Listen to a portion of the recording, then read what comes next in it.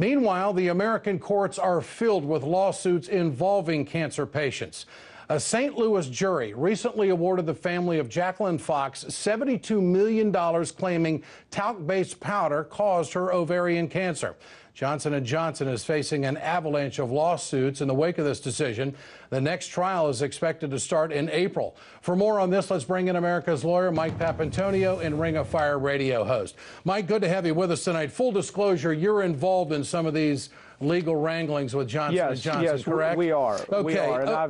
And I want to know, what is this? Is this the tip of the iceberg? Are there the possibility of more decisions by juries to this tune of $72 million on the horizon? Anytime a jury sees these facts, anytime they see the documents, the callousness of this company, they're going to return big verdicts. Truth is, Ed, this company, Johnson & Johnson, has known about this problem since the 1980s. They chose to do nothing about it because they had a brand that was a cash cow for them. And to pull it off the market would have been a terrible financial decision. They didn't even have to do that. All they had to do was warn women that even casual use of this product, once a week, Harvard studies showed once a week use of this product increased the risk of ovarian cancer by 30%.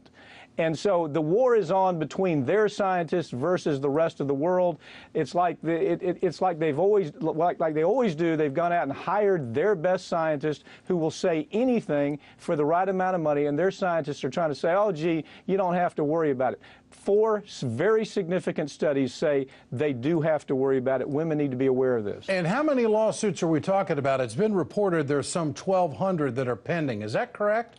There's about 1,200 pending, but that's just the beginning of it. People don't know about this. Here's what happens, Ed. People say, well, it sounds like a ridiculous leap to say baby powder causes ovarian cancer. But when you look at why, it's because they have minerals inside that talc that have the ability to cause inflammation within the fallopian tubes of these women. Ed, they're actually finding tumors with the minerals inside the tumors when they remove it from the women's body. So it's like a smoking gun. You see it there.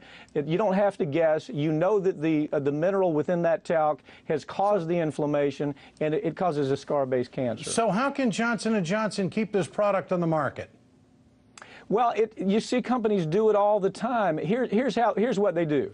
They calculate how much money they're making a year, and then they calculate how much will it cost them a year to pay for people's deaths.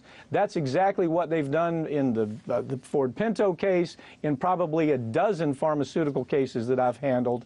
They make the calculation. It's there in black and white. You can see it right in paper. One ledger says we're making this money. The other ledger says this is what we're going to have to pay out. So it's always a good deal for them to keep their product on the market in their minds, even though it's indecent, immoral, and it causes such suffering to so many American consumers. And there are other products besides the talco-based powder that are in question as well, I understand. Shower to shower is the other one. That's correct. Okay. Mike Papantonio, good to have you with us tonight. Thanks so much. We'll follow